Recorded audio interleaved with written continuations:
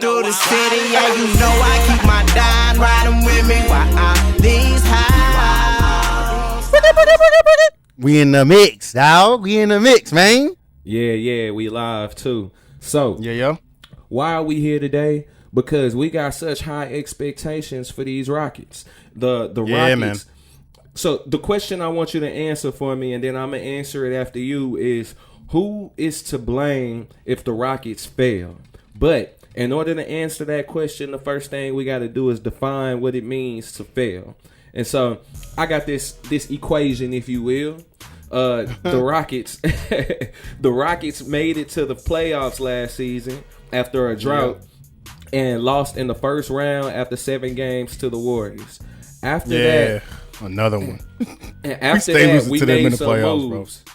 Yeah, and after that, we made some moves to see if we could go further. We ended up getting a 37-year-old Kevin Durant, whose window, at that age, I want to say his window is about 2 years of effectiveness that you can guarantee.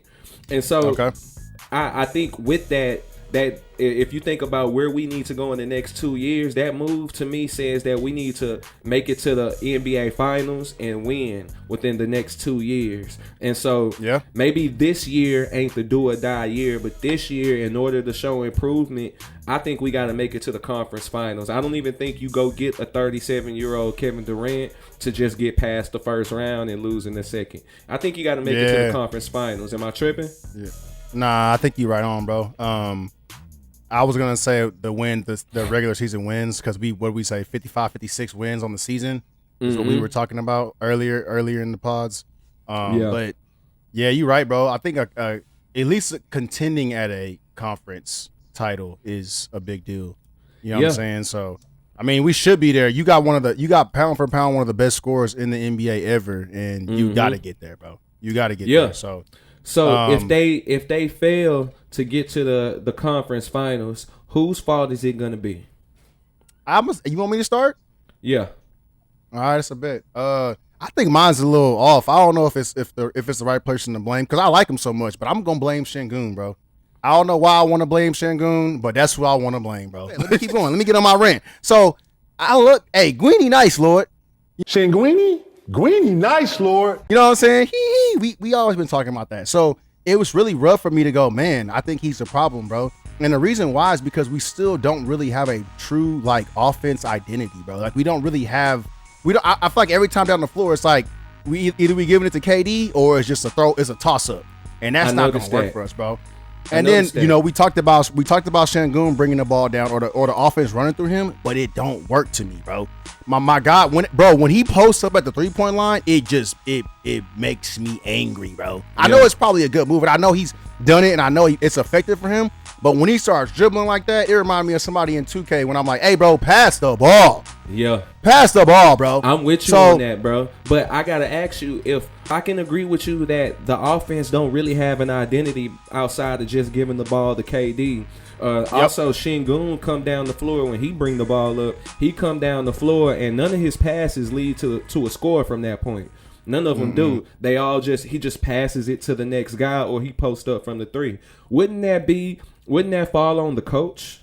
Yeah, I want to put some of the blame on Ime, bro. But my problem is that I don't really feel like it's all really his fault, bro. You could only coach so much. Once they get in between those lines, dog, they could do really whatever they want. You could pull them off the court, but they could really do whatever they want. And it seemed like Sengun's got this idea that he's better than Kevin Durant. That's how I see it sometimes, bro. It's like he'll go for a pass. There's a couple of times we went into OT, and it's like Kevin Durant's wide open on 3-point line, bro. That is a layup, fam. That's a layup, bro. Come on, bro. You know what I'm saying? So I don't want to blame it all on him. I think it's a plethora of things, bro. But would you put the bulk of it on him? I'm with you. If we don't get to that conference because we're losing close games or we're losing and going into OT, I think it's because sometimes that ball's in his hands too long, bro. The ball's got to move around, dog. It's got to. And especially when you got KD on the court, and he's playing more minutes than I thought we thought he was gonna play. Low key, he's playing a lot. Let me throw this in too. As to your point, Sengun don't protect the rim. That's my problem with him. Sengun is at the center position, and he is not protecting the rim. Guys are just blowing right by him, and it pisses me off. to the nth degree, bro. I'm talking about, but I'm not gonna have the same guy for you because I think it's bigger than rap here. I think it's bigger than basketball here. I think it's you reminded me of that. Hold on, you remind me of that Martin Lawrence movie where he was coaching that basketball team and they had the big tall dude Rebound. and they drove at him and he's soft. Drive the bucket. Yo. He's soft. No, did he? I think it's the guy that's pulling the string. Raphael Stone. Bro. Raphael Stone had the nerve to let the trade deadline go by without making a move, bro, because he's the one that would be to blame. Everybody on the floor, at least you understand what they do and you know what to get from them. If you tell me about what Sengun been doing, I'm gonna tell you that's what I expect of him because that's what he is. But Raphael Stone looked at this team and thought that they were good enough to take us where we needed to go, knowing that Kevin Durant is about a 2-year window. And that's considering that he stays for another year because it's KD. Yeah, bro. Have you seen some of his facial expressions after some of these losses or bad turnovers? Or it's just like, he don't look like he happy with where the ball's getting moved around to, bro. Nobody should be happy with how the ball is moving. Now, I fully agree with you on the offensive end, but one thing you got to point out here is my thing that I talked about during the trade deadline was the rim protection. I thought that Raphael Stone, who was responsible for drafting Jalen Green, who was responsible for bringing in Sengun and kind of helping to turn this thing around. And then after we failed to win in the first round of the playoffs, he mortgaged part of our future in Jalen Green and Dylan Brooks in order to bring in the aging Kevin Durant so he could close out games. And to his credit, I think Kevin Durant's done a great job at closing out games. I mean, he's taking the shots that he needs to take, but it's not always being drawn up for him. But on the other side, we lost a point guard, Fred VanVleet, who was a key part of our success last season and at the end of those Warriors games in that first round. When we lost him before the season started, nothing was done. They simply said, we're going to make Reed and we're going to make Amin Thompson into point guards. And to their credit, they've done all right. They still got they got some growing to do. It's not the same as Fred VanVleet. Fred VanVleet is a veteran. He 32, veteran guy who been there, done that, got a title, and when he's on the floor with those young guys, he directs traffic. So I'm looking at these scores, bro. We were beating the Knicks in Madison Square Garden by like 18 points in the third quarter. We lost that game by 2. And when Jalen Brunson was coming down the stretch, he and Mikal Bridges, the shots that they took to get on top of us, was in the mid range or in the paint. Most of them in the paint, and so that's something that should have been addressed. You know what I'm saying? Well, I mean, we lost Steven Adams, bro. I think that was a big. I'm gonna say this phrase, and I'm pretty sure everybody's heard it. You don't know what you got until it's gone. And Fred VanVleet, bro, I wasn't really big on Fred VanVleet, but now that he's gone, bro, I'm trying to replace him with Peyton Pritchard because Peyton Pritchard's over there cooking. My guy is cooking. It's not gonna work, bro. And I don't think that this works. I don't think the guys, the guards, Reed Shepherd and Amin Thompson, they great players for what they are, and they're going to be real good players in the long run. Yeah, but for now, at the end of some of these games, the Knicks Rockets was 106-108. Just before that, we beat the Hornets 105-101. But I believe we was ahead in that game, and we stopped a comeback. Just before that, we lost to the Clippers in a back-to-back. We beat them the first time, and the game wasn't that close. But 105-102, we lost by 3 points. What does this tell me? This tells me that in these close games, we are simply not closing it out. Now, I heard that we had 9 turnovers in the fourth quarter of that Knicks game. You know what that tells me? You need a primary ball handler who can calm things down, run the offensive sets, and really get guys to rally behind him and control the game at the end of the game. And Raphael Stone is the guy who prevented us from who did not bring somebody in to fill that role, even though this whole half of the season clearly showed that you do need a primary ball handler. CP3 retired. He retired. You should have called him. It would have cost you nothing. Yeah, bro. Where's CJ McCollum? Lonzo too. Lonzo didn't make a push for Lonzo Ball. Something.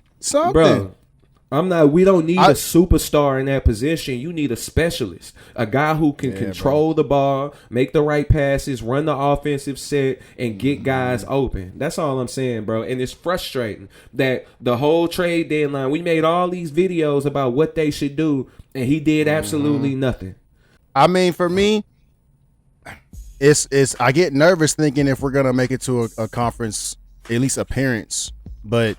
Do you think we do it with this team that we have right now? The way it's constructed, do we make it to the conference? I think we can, but I think it's a much harder road than we thought it was going to be when the season started. Even after Fred VanVleet got hurt, we were still hopeful because all of the talent was still there. We was missing the conductor, but we thought if we had the talent there, we would be fine. But then when you look at the stretch all the way up to this point, they've won some games. They've won most of their games, but the games they losing are against teams that's like, you don't want to lose to these teams. The Knicks, the Clippers, OKC, the Celtics. These are teams that you would see at the very top tier of the playoff bracket. These are teams that you're going to have to be able to beat. Like, I don't forget about them points. I want to talk about rebounds. Like Karl Anthony Towns talking about. Bro, it's rough, bro. It's rough being a Rockets fan at this time because I feel like it's like there's so much potential there, but you just don't see it in those crucial moments. You get little glimpses of it. Speaking of, Reed Shepard came back from the All-Star break, just heated up, bro. I feel like homie came back and like got his confidence. He's shooting the ball. I think Amon still's got some growing to do, bro. You know, and Şengün's got to eat his steak and defend the paint, bro. Wait, that's what we need you to do. Before we end this, is it me or is Amen Thompson playing a lot of one-on-one ball? Like when he get the ball and he score, it's never off of a play or off of a catch.